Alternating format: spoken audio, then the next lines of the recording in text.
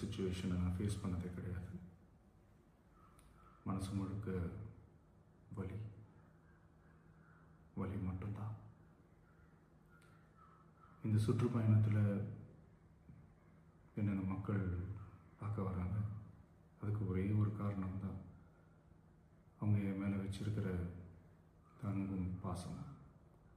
அந்த அன்புக்கும் பாசத்துக்கும் நான் எப்பவும் கடமைப்பட்டிருக்கிறேன்.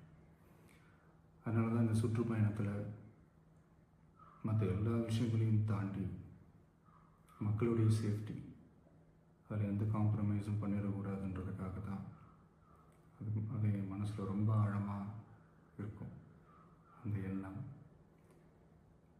அதனால தான் இந்த அரசியல் காரணங்கள் எல்லாத்தையும் தவிர்த்துட்டு ஒதுக்கி வச்சுட்டு மக்களோட சேஃப்டி மட்டும் மைண்டில் வச்சுக்கிட்டு அதுக்கான இடங்களை சூஸ் பண்ணுறது, அதுக்கான இடங்களை பார்த்து பர்மிஷன் கேட்குறது, போலீஸ் டிபார்ட்மெண்ட்டில் அதை ரிக்வெஸ்ட் பண்ணி கேட்போம். ஆனால்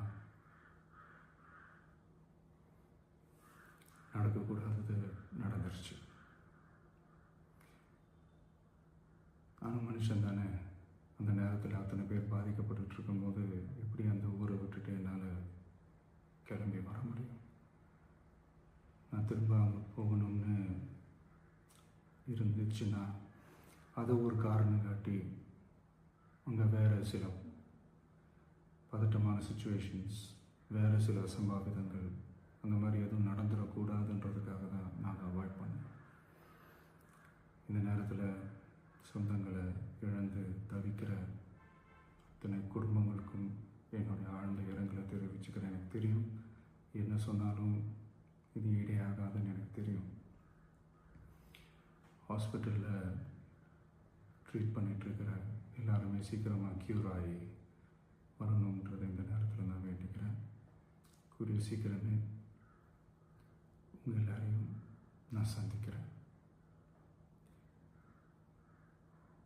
இந்த நேரத்தில் எங்களுடைய வலிகளை, எங்களுடைய நிலைமையை புரிஞ்சுக்கிட்டு எங்களுக்காக பேசின அரசியல் கட்சிகளை சார்ந்த நண்பர்கள், தலைவர்கள் அனைவருக்கும் என்னுடைய நன்றியை தெரிவிச்சுக்கிறேன். கிட்டத்தட்ட ஒரு 5 மாவட்டத்துக்கு பிரச்சாரத்துக்கு போனோம். இந்த மாதிரி எதுவுமே நடக்கல. ஆனால் கரூரில் மட்டும் ஏன் எப்படி நடக்குது, எப்படி நடக்குது? மக்களுக்கு எல்லா உண்மையும் தெரியும். மக்கள் எல்லாத்தையும் பார்த்துக்கிட்டு இருக்கிறாங்க. கரூரை சேர்ந்த அந்த மக்கள் அந்த உண்மையெல்லாம் வெளியில் சொல்லும்போது எனக்கு கடவுளே நேரில் வந்து இறங்கி அந்த உண்மைகள்லாம் சொல்கிற மாதிரி எனக்கு தோணுச்சு. சீக்கிரமே எல்லா உண்மைகளும் வெளியில் வரும்.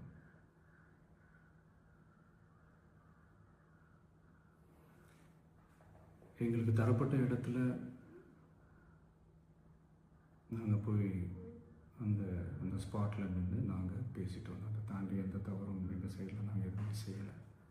பட் இருந்தாலும் எங்கள் கட்சியை சேர்ந்த நிர்வாகிகள், தோழர்கள் மேலே எஃப்ஐஆர், அது மட்டும் இல்லை சோஷியல் மீடியாவை சேர்ந்த நண்பர்கள், தோழர்கள் அவங்க மேலே எஃப்ஐஆர்லாம் போட்டு இப்போ பிடிச்சிக்கிட்டு இருக்கிறாங்க.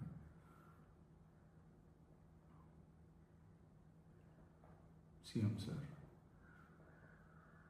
உங்களுக்கு ஏதாவது இந்த பழி வாங்கணும் அப்படின்ற எண்ணம் ஏதாவது இருந்துச்சுன்னா என்ன வேணாலும் பண்ணுங்க. அவங்க மேலே கை வைக்காதீங்க. நான் ஒன்று வீட்டில் இருப்பேன், இல்லை நான் ஆஃபீஸில் இருப்பேன். என்ன வேணாலும் செய்யுங்க. நண்பர்களே, தோழர்களே,